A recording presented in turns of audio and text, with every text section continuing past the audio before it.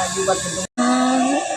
Izinkan sebelumnya, Assalamualaikum warahmatullahi wabarakatuh. Waalaikumsalam warahmatullahi wabarakatuh. Perkenalkan, nama saya Kartika Anggreni Gurutno dari mahasiswa Universitas Muhammadiyah Dr. Anka. Di sini saya akan mewawancarai Ibu terkait dengan manajemen dan prasarana yang ada di sekolah. Untuk pertanyaannya itu, yang pertama, bagaimana proses penyusunan rencana anggaran di lembaga Ibu?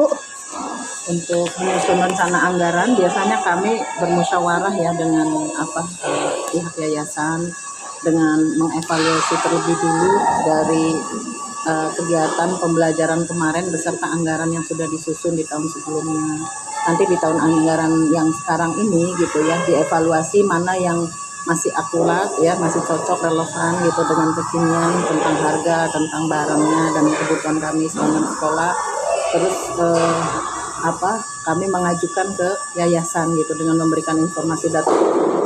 Kalau di ACC pihak yayasan baru kami ambil sebagai bahan pijakan kami dalam menyusun anggaran di sekolah ini gitu. Kalau untuk sisi skala besarnya ya, tapi secara rincinya kan diserahkan ke kepala sekolah kebutuhannya apa saja. Berarti itu prosesnya agak lama juga ya, Bu?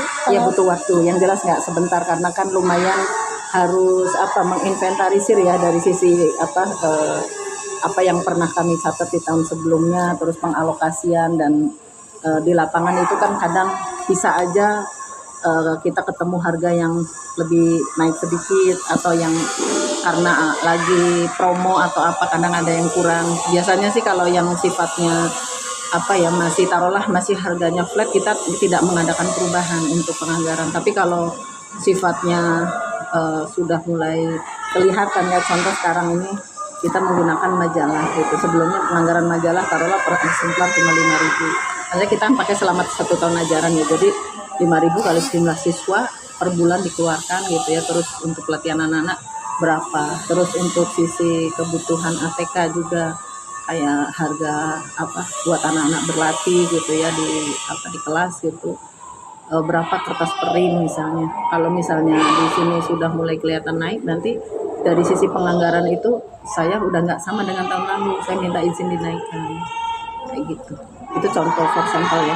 Belum yang lain-lainnya, kebutuhan kayak cuci tangan ya, kebutuhan penunjang belajar anak-anak lah untuk praktek dan lain-lain.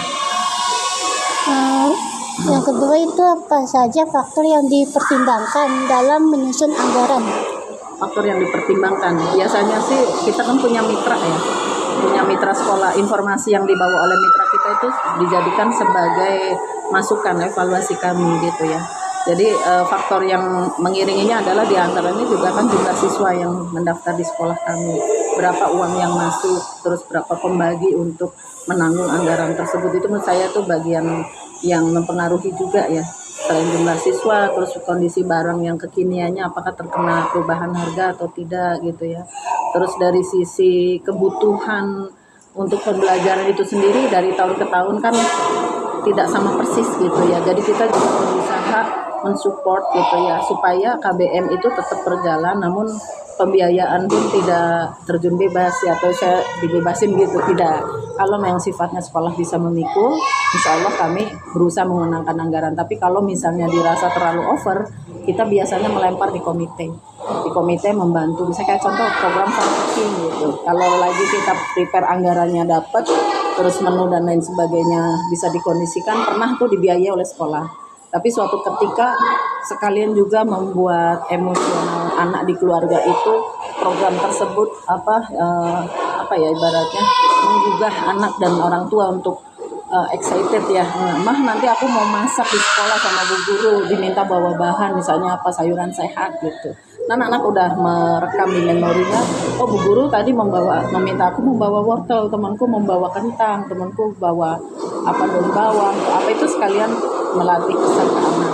Itu contoh praktek-praktek yang biasanya kan ada pembelajaran sifatnya best practice ya untuk praktek, tapi ada sih pastilah anggarannya di sana. Paling nanti sekolah tinggal menyediakan gasnya perbumbuannya. Jadi nggak semuanya dipikul kami gitu. Karena memang kami menyampaikan ke orang tua untuk beberapa kegiatan ada yang di situ tuh kita kolaborasi ya, pembiayaannya ada tuh yang sekolah. Kalau yang sifatnya dari sekolah ya kita umumkan yang pembiayaan ini dari sekolah. Tapi kalau ada yang sifatnya kolaborasi, sekolah istilahnya mengeluarkan tapi nggak semuanya gitu. Pernah juga karena kegiatan pawai kayak gitu, orang tua membantu dengan pengadaan ini. Mama, Nana diminta membawa uang sekadar buat patungan odong-odong gitu. Nanti sekolah bawa snacknya. Kalau enggak, ada orang tua yang kadang berempati gitu dengan kami. Bu, biarin deh, nanti saya beliin makanan anak-anak gitu ya. Jadi sebetulnya kalau komunikasi kami dengan orang tua itu bagus ya. Orang tua tuh sangat support sama kegiatan-kegiatan yang membawa anak-anaknya ada hal yang apa ya, jadi senang gitu kan, pengalaman baru gitu, terus mereka bersemangat datang ke sekolah. Sehingga untuk beberapa hal biasanya kami sebelum agak panas ya, mau emang ini apa dulunya ada pembangunan juga jadi agak ini. Mau cari ruangan yang ini lebih apa, Ibu? Ya udah, itu kurang lebih seperti itu sih, Mbak. Apa saja sumber pendanaan utama lembaga yang Sumber pendanaan utama yaitu dari iuran siswa ya, dari iuran siswa dan juga bantuan operasional sekolah ya. Jadi kami mengelola ya sumber-sumber anggaran itu. Jadi nanti kalau iuran siswa kan ada yang digunakan buat yang mengelola yayasannya. Kalau uang kegiatan itu yang mengelola kami kepala sekolah. Untuk misalnya anak-anak mau field trip ya, mau kunjungan ke luar gitu, dengan merencanakan bagaimana transportasi kendaraan, bagaimana pembiayaan makan ya, bagaimana tiketing, bagaimana ketika ada di sana anak melakukan apa saja gitu. Itu nanti biasanya uang yang sudah disepakati itu dikelola oleh kami gitu ya. Dan alhamdulillah ya memang setelah kami siswanya nggak terlalu banyak gitu ya, outing itu kita pertimbangkan tidak yang terlalu apa ya, yang membutuhkan jumlah duit besar gitu. Jadi kadang sederhana, kayak kemarin saya merencanakan outing kelas berenang gitu ya, ada yang mau mengundang kami di Sakura Garden, tapi qadarullah kadang-kadang juga kesibukan orang tua yang nggak mudah itu. Jadi kalau acaranya nggak jauh sekalian, malah kadang-kadang kita seringnya trouble. Tapi kalau jauh sekalian kan karena biayanya gede atau di ininya jadi sayang gitu ya. Biasanya kami sih seringnya tuh ke Ciseeng, pernah ke Ancol ya pernah. Tapi ke Ancol waktu muridnya banyak, kalau muridnya sedikit gini saya nggak berani. Seringnya ke arah Bogor ke sana bermain air. Atau sebelumnya juga kemarin ada program Hardiknas, itu sekalian kita field trip juga gitu bersama orang tua. Ya udah, anak-anak cukup fun aja sih dengan kebersamaan. Apakah ada kendala dalam memperoleh atau mengelola dana? Kendala sih pasti ada lah ya Mbak. Biasanya kami musyawarah ya.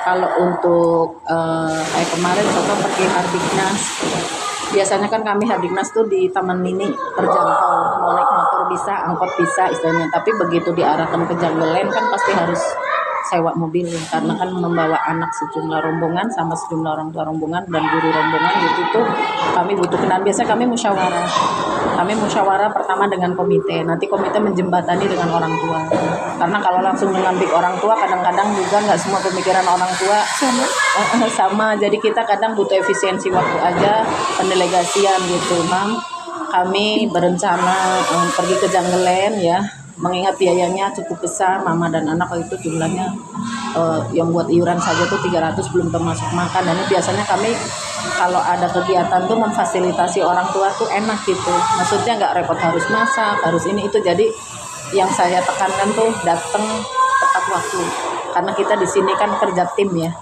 biar anak nggak capek pada saat lomba, terus yang driver juga nggak nunggunya kelamaan, kita di perjalanan juga masih nyaman, nggak macet kayak gitu ya.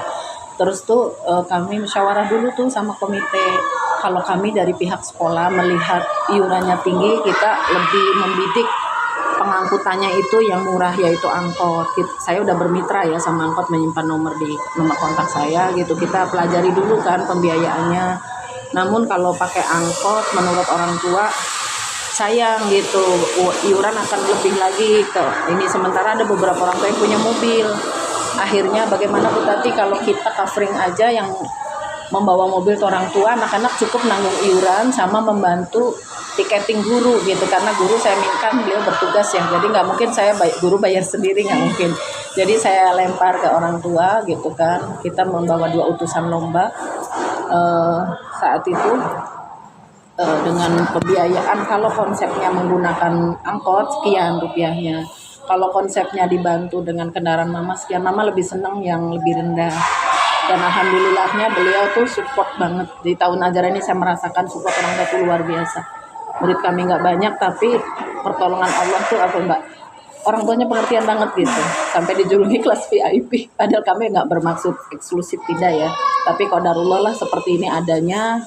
Jadi ya kita jalani aja, dan alhamdulillah tuh mobil sampai datang 3 mobil untuk mangkut anak 2 rombongan sama guru. Jadi alhamdulillah, karena mobilnya tuh sifat bangkunya beda sama angkot kan. Kalau mobil pribadi tuh kan dia per jok gitu kan, jadinya menurut saya lebih ini. Akhirnya sekolah cukup membantu 1 supir ya, menyewa 1 driver, yang 2 tuh dikendarai mama. Jadilah iuran itu kalau sekolah lain nembus di 550.000 dengan pakai bus patungan, kalau kami hanya 400.000. Selebihnya ada sekolah bantu di snack lah ya, makanan kecil ya, sarapan sama apa itu pun saya musyawarah sama guru kan, kita kadang ada dana-dana infak taktis yang bisa dikelola untuk support kegiatan yang sifatnya nambal, bukan inti ya. Kalau inti kan nggak cukup jumlahnya, jadi kalau nambal tuh oke, dari pemasukan saat itu anak iuran 400.000 kali 100 cuma dikali 6 anak 600 saya bayar supir kurang lebih 200, sisa 400-nya tuh buat tiket gurunya hampir 300-an, sisa 100. Lalu dari 100 itu digabung sama dana infak, saya akhirnya bisa beli roti, beli nasi kuning yang sederhana aja, nggak yang mahal. Kalau beli di sana harganya mahal. Jadi kami cukup cermat menganalisis bagaimana harga-harga yang ada di tempat kegiatan sama yang ada di lingkungan kita tuh biasanya walaupun cuma Rp3.000, Rp5 kita amanin mbak. Karena kalau mengamankan duit amanah tuh rasanya bangga aja sih kalau kita nggak jor ya, nggak.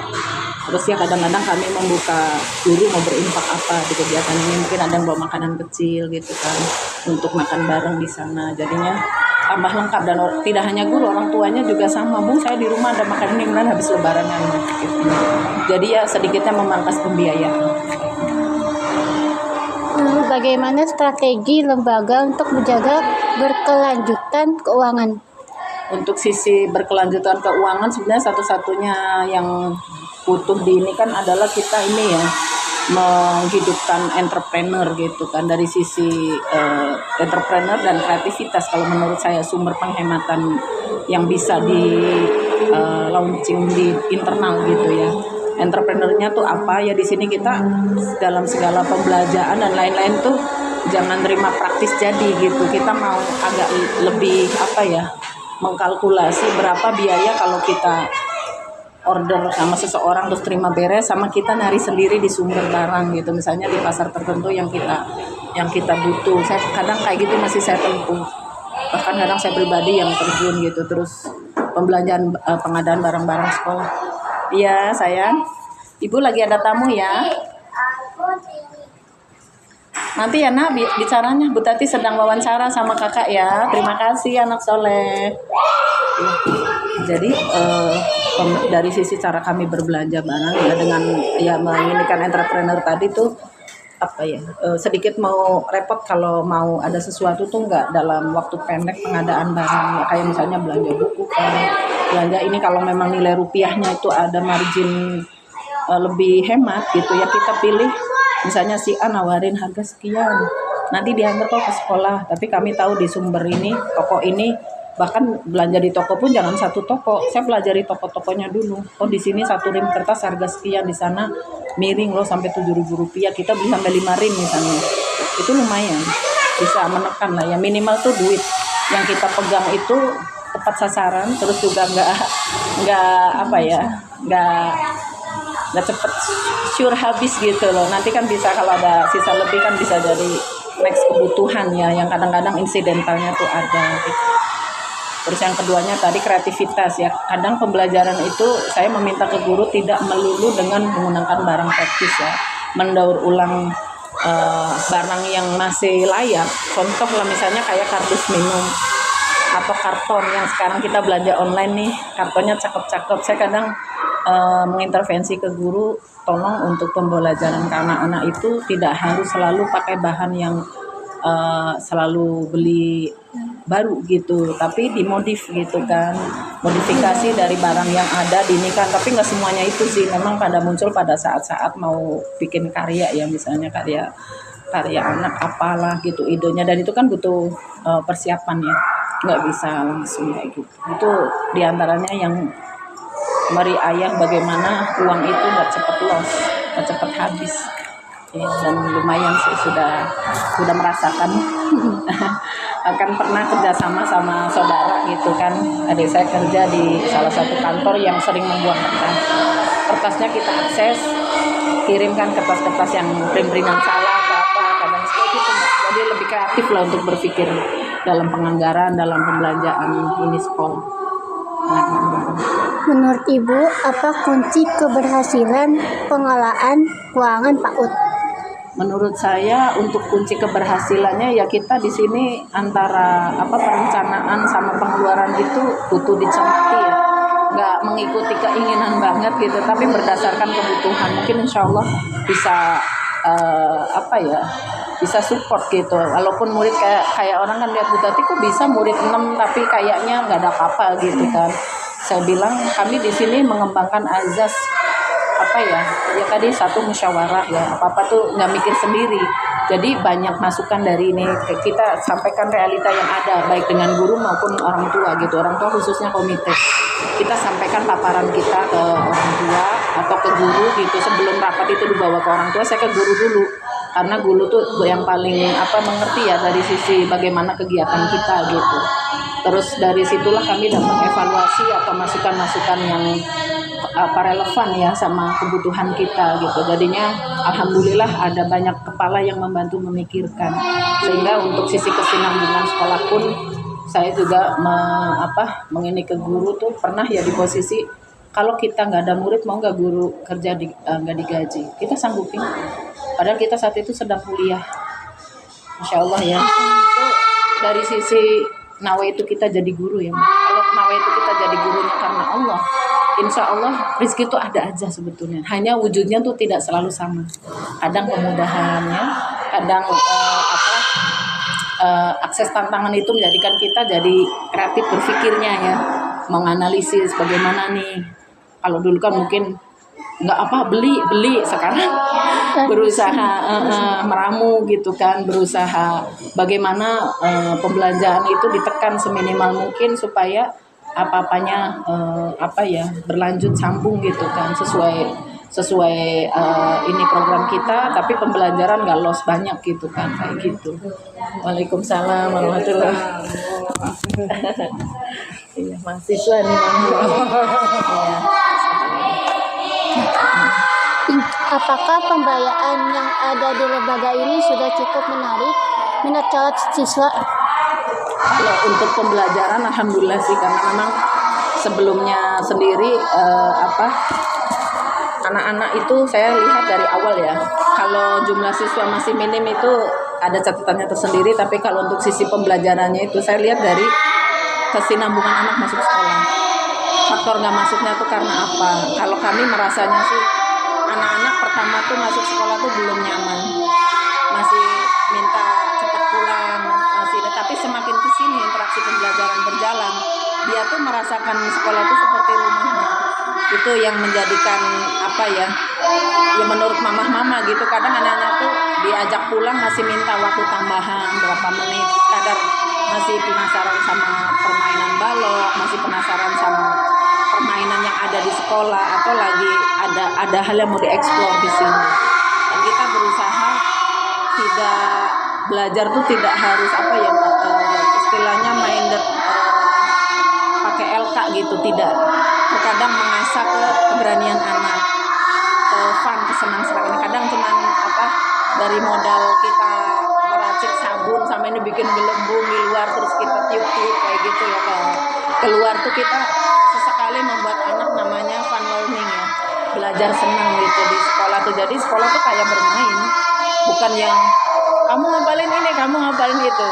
Ini kalau ini lagi latihan mau pentas. buat penutupan tahun ajaran. Jadi ya ada salah satu anak kami yang rumahnya tuh ditempuh 1 jam, 2 tahun di sini nggak keluar. Itu juga menurut saya bukan semata-mata sekolahnya ya, tapi juga dukungan dari orang tua.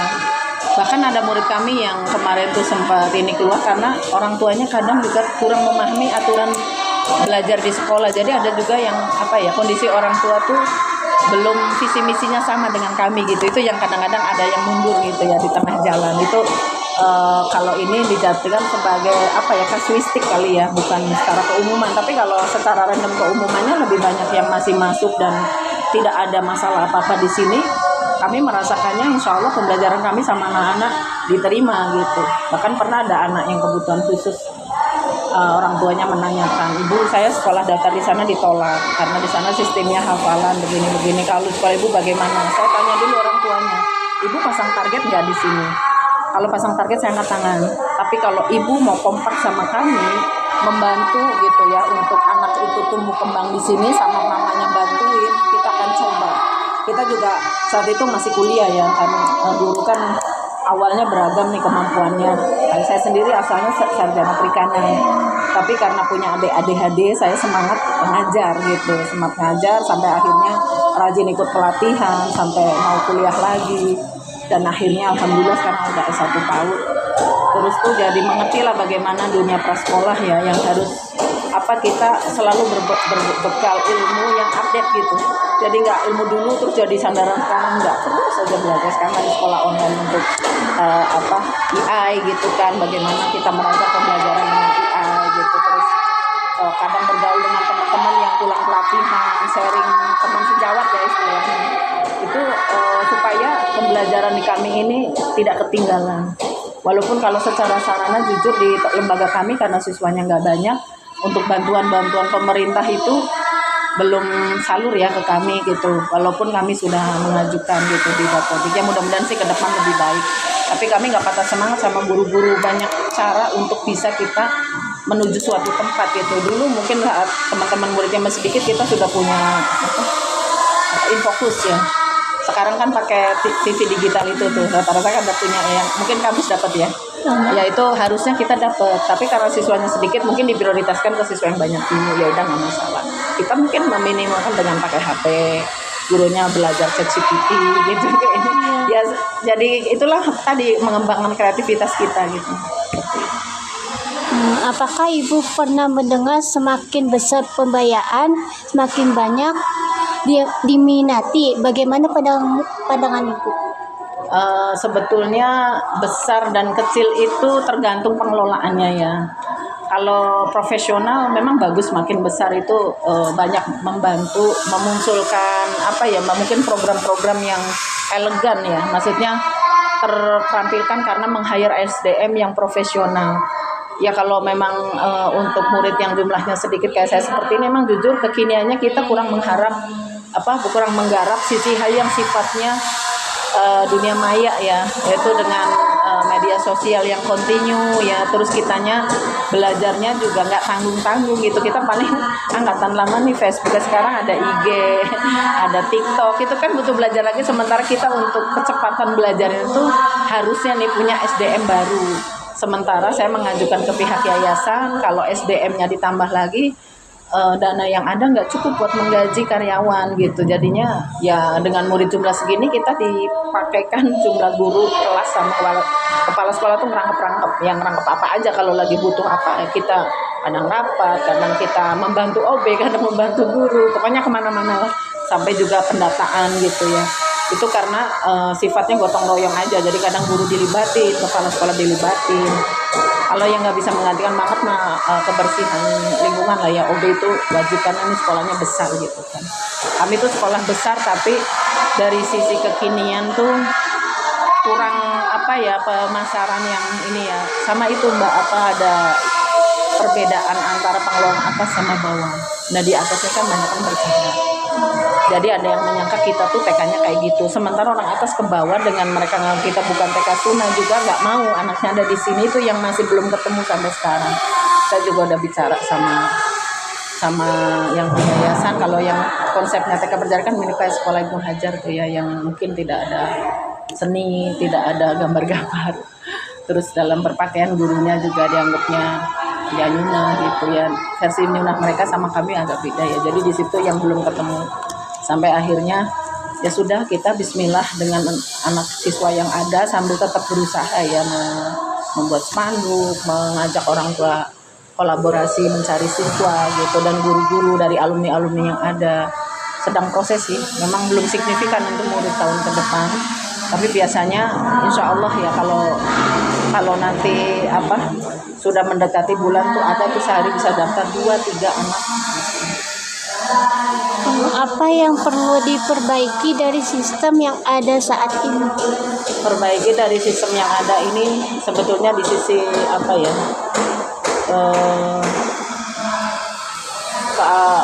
kecepatan ini pelayanan, dari sisi menjemput customer ya. Kalau saya perhatikan di TK-TK yang unggul lah ya, penataan SDM-nya profesional kayak Al-Hamid itu kadang masih bulan semester 1 aja sudah buka PPDB. Kita belum, baru sibuk ngurusin, kan tadi SDM-nya kan beda. Kalau di sana tuh guru aja tuh jumlahnya hampir berapa, 9 atau 10 ya. Kelasnya cuma ada berapa gitu. Jadi satu kelas muridnya 5 atau 6, gurunya 2. Karena dia tidak ditopang TK saja. Kalau kami kan TK sendirian. Jadi kalau kita mau minta tolong ke siapa? Nggak ada lembaga SD, SMP, pesantren, nggak ada. Jadi juga cara berdirinya lembaga itu seperti apa? Ya di situ kami sih alhamdulillah adanya masjid ya, masjid yang membantu dari sisi tadi diantaranya sumber dana ya, dari sisi mungkin penggajian guru tuh kalau mengandalkan iuran siswa itu kurang. Di situ masjid mengeluarkan bantuan lah ya, sifatnya walaupun besarannya saya kurang tahu karena ini wilayah yayasan. Jadi pada saat kami siswanya sedikit itu kita bertahan di operasional keberlangsungan iuran, keberlangsungan ada kegiatan bisa jalan. Nah sifatnya tempuh yayasan yang punya kebijakan untuk naik ke lembaga yang lebih tinggi tadi, kayak semacam subsidi silang kali ya istilahnya kayak gitu, untuk sumber pendanaan kita juga. Ya kalau agak fleksibel kan memang yang sifatnya dari yayasan, kalau yang dari pemerintah kalau BLT kan khusus buat siswa ya buat siswa, kita nggak berani yang terlalu ini karena sudah ada pakemnya ya. Paling untuk sisi kesinambungan kebutuhan kayak udah punya sound system rusak, gimana planning punya gitu, laptop sudah punya tapi sudah lemot, kita juga planning sampai ya insya Allah sih ketika kita membawa niat baik dan berusaha gitu ya, kalau ada lebih dan sedikit dihemat, dikumpulin akhirnya tahun kapan beli laptop ini, terus baru beli printer, merencanakan lagi pengen menata ruangan UKS supaya nyaman anak-anak. Jadi selalu punya rencana buat mengembangkan gitu, walaupun mungkin nggak besar ya, sesuai kemampuan keuangan. Jika diberi kesempatan, apa yang ingin Ibu ubah dalam pengelolaan keuangan? Jika diberi kesempatan ingin ubah di keuangan, sebetulnya di sini saya inginnya itu duduk bersama yayasan. Kita duduk bareng memikirkan tantangan yang ada gitu, terus bagaimana solusinya. Jadi nggak versi saya sendiri sebagai operator sekolah gitu ya, yang menjalankan pengelolaan sekolah gitu. Saya senangnya berkolaborasi gitu, karena dengan kolaborasi itu masing-masing tahu challenge-nya ya, tantangannya yang ini bagaimana, terus juga mungkin antisipasi dari tantangan tersebut apa, itu banyak kepala yang membantu memikirkan. Itu kalau yang saya harapkan tuh sinergi dari yayasan ya, dari guru kita dan orang tua itu ada kesatuan gitu. Jadi kesatuan langkah itu yang menjadikan kita iramanya teratur gitu, emang seperti itu sih Mbak, kalau dibolehkan misalnya request ya. Bagaimana sistem pencatatan keuangan yang digunakan di lembaga ini? Untuk pencatatannya ya, kalau sistemnya kami secara baku belum punya ya, karena kan belum punya SDM yang bisa kita hire ya. Paling saya pribadi berusaha mencatat antara uang keluar dan uang masuk. Terus kalau ada sisi yang butuh dilaporkan dengan yayasan, karena yayasannya sibuk, kita by WA menjapri ada uang masuk hari ini apa saja. Kalau yang sifatnya pengelolaan di TK memang lepas ya, saya sering sharingnya ke guru, karena uang tersebut dikata uang bersama lah ya, buat kita kegiatan program, terus juga bagaimana, karena nggak selamanya iuran juga berjalan rapi, kadang ada anak-anak yang kurang bisa gitu kan untuk teratur iuran tepat waktu. Itu kita harus punya dana apa ya istilahnya, dana yang dipakai buat menambal dulu gitu sampai dianya punya uang baru bayar. Ya kan uang-uang kegiatan itu begitu, kadang kegiatannya sudah mau berjalan kita udah harus setor nih seminggu sebelumnya, tapi keuangan tuh belum masuk karena sifatnya kita biasanya untuk kegiatan tersebut menginfokan secara global, terus nanti penarikan dana baru kita ini. Dan yang enak itu ketika kita rapih di keuangannya, kan uang sekolah itu pos-posnya kan banyak. Ada pos yang dikeluarkan tahunan, ada yang pos yang dikeluarkan itu bulanan, ada yang harian. Nah, kan nggak semua duit itu langsung habis kan. Saya main pencatatan. Nah, pencatatan itu kebetulan karena guru itu sudah sibuk di kelas, saya pencatatan di buku apa ya buku yang saya pegang kali ya. Saya kadang menyampaikan ke guru-guru, mungkin kalau dikata versi keuangan saya belum rapi, tapi insya Allah selama pencatatan itu dilakukan, kita merekam jejak lah ya, misalnya siapa yang sudah bayar, terus siapa yang belum, itu kan terbaca, tidak yang terima terus begitu aja. Kan ada pelaporan juga ke yayasan kayak uang-uang SPP, uang-uang tahunan itu kita store ke yayasan, jadi nggak semuanya ada di kepala sekolah. Saya paling tadi yang uang-uang kegiatan tuh kita mau ngadain lomba nih, anak-anak diminta iuran untuk lomba untuk beli alat sama teknis lombanya gitu ya. Itu uangnya dipegang saya, tapi dari uang tersebut kita setor ke panitia. Sisanya ada berapa itu yang merupakan hak keuntungan sekolah baru kami kelola. Kalau lagi dibutuhkan, kadangnya dikembalikan lagi untuk kebutuhan sekolah pada saat sekolah tadi butuh tambahan dana atau apa gitu ya. Atau sekadar kayak kami ke guru-guru kalau lagi lembur butuh untuk snack time atau apa sekadar refresh ya. Itu terkadang dari saldo-saldo itu kami gunakan, tapi itu by pencatatan. Siapa saja yang terlibat dalam pengelolaan keuangan lembaga? Keuangan lembaga yang terlibat yang pertama yaitu saya sebagai kepala sekolah, yang kedua yayasan. Kalau ya guru-guru sifatnya mengimbangi saya sih. Itu dari sharing-sharingnya. Kalau untuk sisi objek yang ininya orang tua yang sekolah, anaknya sekolah di sini. Kalau dari sisi pengelolaan pastinya sentralnya di saya ya sebagai kepala sekolah. Tapi kalau untuk permusyawarahan bagaimana finalisasi iuran dan lain sebagainya, itu kami guru, kepala sekolah dan komite kayak gitu. Jadi tergantung uangnya berupa uang apa. Kalau uangnya buat penyelenggaraan sekolah berarti kita ke yayasan. Kalau uangnya buat operasional kita ke komite kayak gitu. Jadi tergantung ininya belanjaannya tadi. Apakah lembaga ini memiliki SOP dalam pengelolaan keuangan? Kalau untuk SOP-nya versi pribadi internal kali ya. Kalau standar lembaga profesional kami belum digitalisasi, karena saya juga pernah sharing sama saudara yang bekerja di lembaga yang lebih bayarannya lebih tinggi gitu ya. Jadi dia mah mungkin dari sisi lajur dan lain sebagainya itu sudah terformat. Kalau kami di sini masih ya mungkin pencatatan ada tapi sederhana aja, nggak yang dengan lajur kolom di Excel, terus dengan sistem keuangan yang faktual ya, kali kekinian gitu kan, yang sesuai dengan ilmu keuangan gitu, belum, masih termasuknya konvensional kali ya. Tapi kalau dibilang pencatatan insya Allah ada. Jadi uang-uang apa aja yang masuk, terus kegunaannya untuk apa, ada bisa berlapis malah dari kwitansi ke kartu ke buku besar kita rapikan lagi di setoran gitu. Jadi untuk sisi keuangan, kalau misalnya operasionalnya saya yang handle, saya sempat guru. Kalau terima uang sekolah tuh jangan terima uang terus kita aman, jangan, tapi lakukan pencatatan berlapis. Karena kalau misalnya ada yang hilaf, itu jadi alat bukti. Saya alhamdulillah selama mengajar, misalnya bertugas itu ya melakukan sisi seperti itu, jadi terbantu sih sama pencatatan itu gitu. Walaupun tidak yang SOP secara ini ya. Kalau SOP secara kami pribadi sudah ada.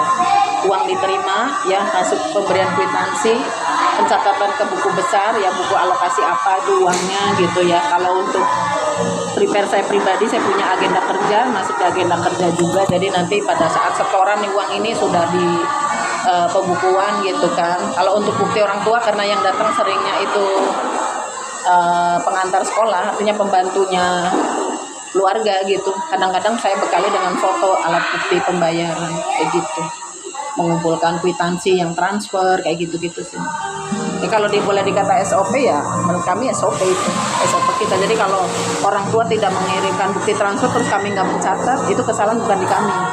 Karena pernah ada yang daftar sekolah sudah transfer, terus ini datang ke sekolah, saya udah bayar lama tapi ibu kirim bukti nggak gitu. Iya lupa, masih ada di galeri itunya kan, e-bankingnya. Akhirnya ibu itu baru mengirimkan, akhirnya saya koreksikan, ibu maaf kalau pembayaran pakai online tolong kirimkan bukti.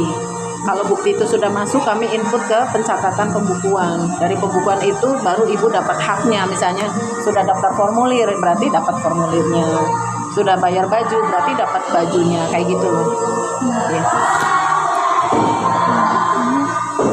Seberapa sering dilakukan evaluasi terhadap anggaran yang telah disusun? Kalau untuk sisi evaluasi boleh dikata per semester kali ya. Kadang-kadang kalau kayak bulanan masih belum terlalu kelihatan sih semester. Kalau untuk sisi kegiatan ya per kegiatan gitu ya. Kalau untuk kayak sekarang inilah dengan adanya perubahan geopolitik ya kan, pembelanjaan juga terasa ini ya, contoh kayak pengadaan minum sekolah aja untuk belanja uang sekolah biasanya harga ada di kisaran kurang dari 20.000, sedang kami bisa mengeluarkan tuh untuk kebutuhan belanja rumah tangga lah ya, sebulan tuh bisa 80.000 gitu kan.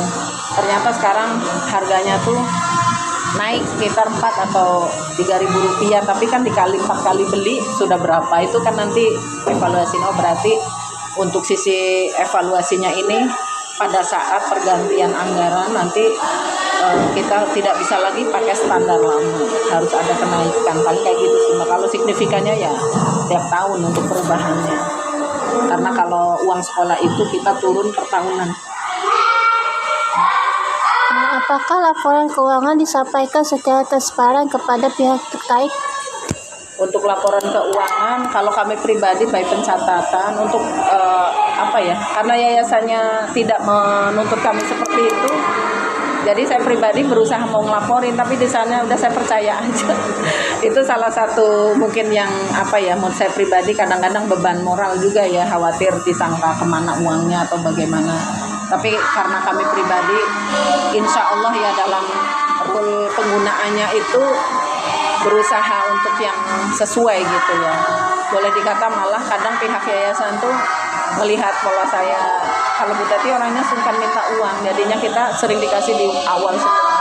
Awalnya kan per kebutuhan, kalau mau dinas luar nih ada berapa, jadi saya paling antisipasinya kalau saya masih ada rezeki insya Allah, paling guru-gurunya kan udah serti ya, jadinya sekarang lebih merasa kita lebih di saat lagi masa sulit ini harus lebih banyak berinfak saya ini terhadap lembaga, karena kan lembaga juga yang membesarkan nama kita gitu. Jadinya untuk sisi bab keuangan walaupun salah satu jadi masalah karena kami jiwanya bukan yang sangat hitungan gitu enggak ini, tapi untuk sisi pelaporan dari pencatatan itu terkadang kita minta waktu ke yayasan, walaupun di sananya mau ngeliat atau tidak dia sih ini by foto biasanya kita kirim ya sama yayasan. Kan yayasan setelah waktu ada orang tuanya yang sangat teliti gitu, selalu meminjam buku-buku diperiksa, tapi anaknya karena beliau PNS dan sibuk sama-sama guru gitu ya, kayaknya paling nunggu laporan dari kita gitu. Jadi saya kadang, Bu, kemarin kami belanja agak besar, ini kwitansinya, kemarin saya bawa duit bosnya ini,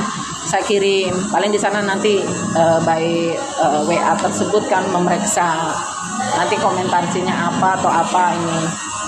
Seperti itu sih Mbak. Kalau secara laporan kayak perusahaan kayaknya enggak deh. Bagaimana cara lembaga mengatasi kekurangan dana operasional? Mana? Oh, dana operasional. Oh iya. Kalau kami pertama mengakui prinsip agama kami ya, kan ini kan lembaga Islam ya, tadinya dakwah pendidikan. Jadi kalau ada dana yang kurang, biasanya kita musyawarah ke guru, kita punya pos dana cadangan apa, taruhlah dana saldo kan, kadang kita kumpulin. Nah, kemarin contoh kecil kita mau kegiatan outing kelas, kita bidik tuh di tempat yang tidak berbayar. Subhanallahnya ada orang tua murid yang jadi ketua komite menyaksikan kami ditolak gitu sama pihak ininya ya, yang mau kita kunjungi karena harus pengajuannya tuh seminggu sebelumnya, padahal ini kan RPtra tetangga kita gitu, yang biasanya tuh kalau datang aja pun nggak masalah, tapi ya mungkin ada perubahan peraturan jadi kita hargai. Kita pilih RPtra yang berbayar kendaraan lah ya, naik angkot dulu baru ini, tapi di sana dia kalau datang pun nggak pakai surat boleh gitu kan, sedikit lebih jauh. Akhirnya apa, kita dapat sumbangan dana dari orang tua tanpa kita minta. Jadi orang tuanya tuh begitu, gak ini buat ongkos anak-anak, padahal kami tuh karena ini tanggung jawab kita, nggak minta anggaran ya, nggak apa-apa kalau kami patungan ada uang namanya uang infak. Nah itu dari infak itulah mbak kita kelola. Uang infak itu menjadi salah satu penopang pada saat ada kejadian yang mungkin kondisional gitu ya, karena kan tidak seluruhnya terkonsep di kertas itu berjalan lancar gitu, kadang ada tidak sesuai ekspektasi harapan kita kan. Nah disitulah kita musyawarah sama guru, kita keluarkan ya dana kas yang jadi ini kita ya, jadi cadangan kita gitu. Tapi nggak selalu sering gitu, itu kan kegiatannya kan juga jarang, nggak tiap hari lah ibaratnya, bisa tergolong 2 bulan sekali atau 1 semester muncul 2-3 kali, itu masih terjangkau juga pembiayaan karena kan cuma naik angkot dan naiknya juga cuma ibaratnya jarak dekat lah. Tapi kalau yang angkotnya lebih jauh terus jamnya lebih panjang, karena selama kita di sana pun kita akan berusaha melayani anak safety selama di sana. Contoh anak habis air minum atau dia di sana terlalu energinya keluar banyak butuh asupan, kita gurunya istilahnya harus care gitu di situ. Misalnya cek bekalnya, bekalnya ternyata sangat sederhana gitu, dia energi berlarinya tuh banyak, kita kadang tawarin susu, mau beli susu enggak, itu diatasi aja di lapangan tanpa yang harus SOP banget gitu ya. Jadi feeling kita sebagai guru anak usia dini itu harus mampu meraba masing-masing anak tuh nyaman gitu, karena ada anak tertentu yang orang tua tuh taunya kalau sudah sama guru anak saya beres gitu kan. Sementara kami kadang belajar di dalam terus dengan situasi kayak gini kan anak capek atau monoton lah ya. Kita bawa ke situasi outing kelas yang lebih menarik, lebih fresh dan ada pengalaman baru gitu. Di sini apakah ada uang SPP, uang pakal, uang dana pendidikan, seragam, tes, psikolog, perkembangan? Yang nggak ada psikologi perkembangan kan. Kalau itu biasa kita pakai rekomendasi. Kalau anaknya diminta rekomendasi psikologi, kita baru minta ke orang tua untuk mengecek anaknya, karena itu biasa anak ADHD ya. Kalau anak secara umum yang di luar psikologi itu kita ada semua. Itu kira-kira SPP-nya sama uang pakalnya berapa sih Bu di sini? SPP kita di 300.000. Uang pangkal itu termasuk murah sih ya kalau menurut saya ya. Dengan beberapa teman sekolah yang grade-nya mungkin mirip dengan kami gitu ya. Yang lain tuh pernah SPP-nya sudah 500, kita baru 300. Terus kalau untuk uang pangkalnya kita malah naik ke dikit-dikit. Dan ini baru mau naik 3,5 juta. Itu pun yang kita naikkan tuh di pembelanjaan barang, karena kalau seragam kita udah stok lama, jadi alhamdulillah kita karena masih ada ibaratnya nggak butuh belanja ya kita fair. Uang seragamnya sama dengan tahun-tahun sebelumnya, maksudnya masih seperti itu.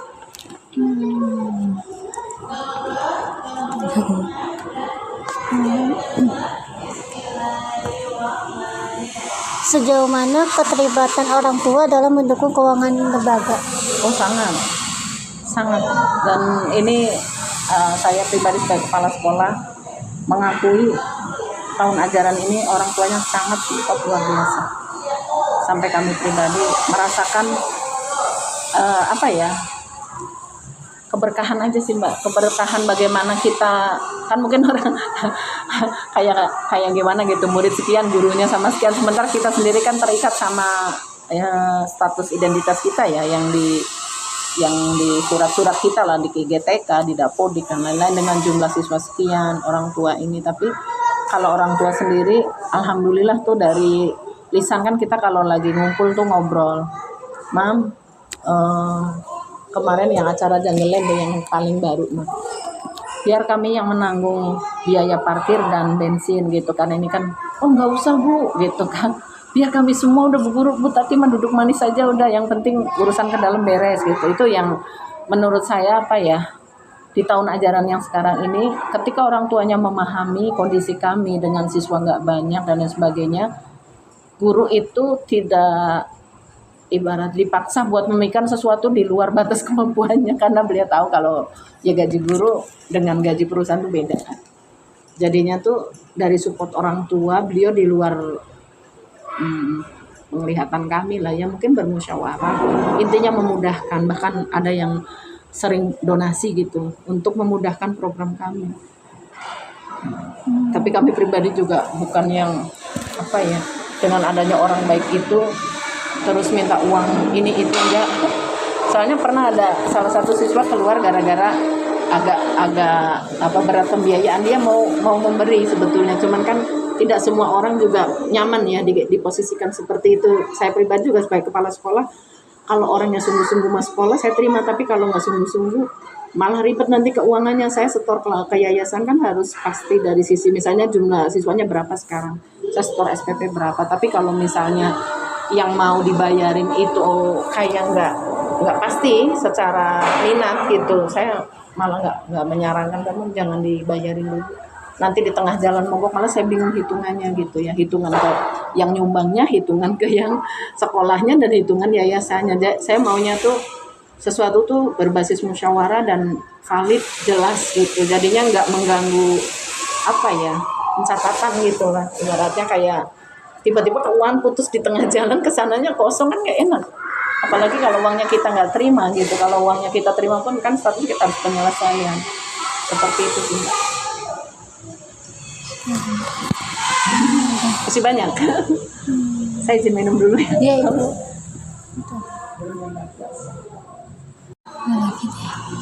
Kenapa nggak mau wawancara Ibu aja?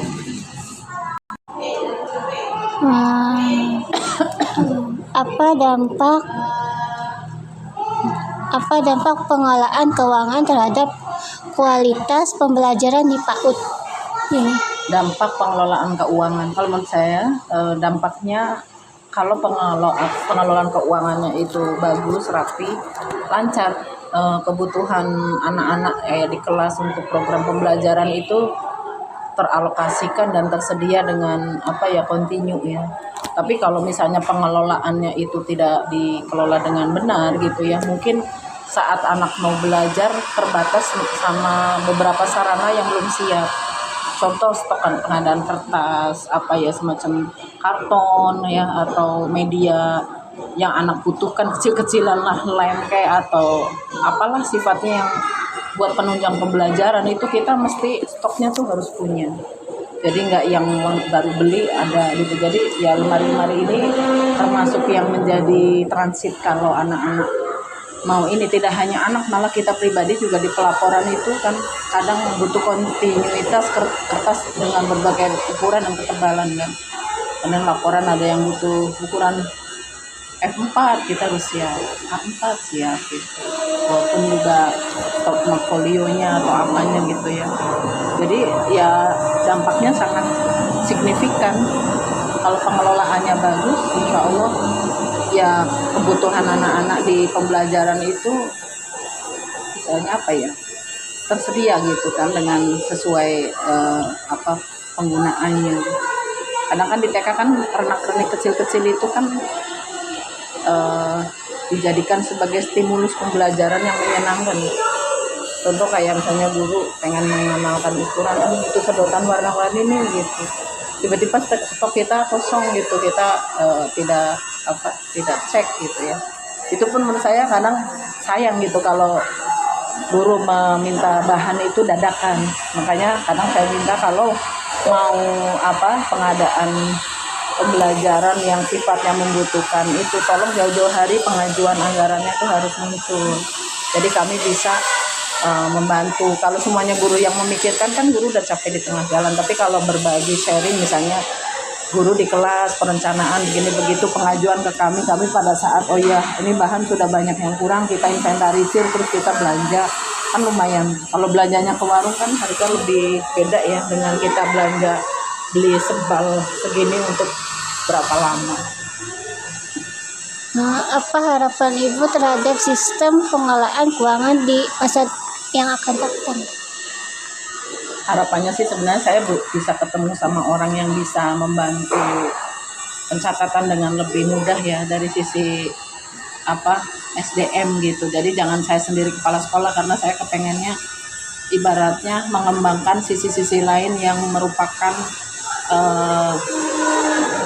kompetensi saya di kepala sekolah, dari sisi membuka program yang lebih menarik buat menarik siswa kita datang ke sini gitu. Dari sisi apa ya, mungkin di inovasi-inovasi kecil yang bisa kita lakukan gitu. Dan kalau keuangan kan itu butuh diserahkan ke yang lebih bisa menangani, misalnya yang paham tentang pencatatan dengan baik, laptop dengan ini, pengennya kayak gitu sih.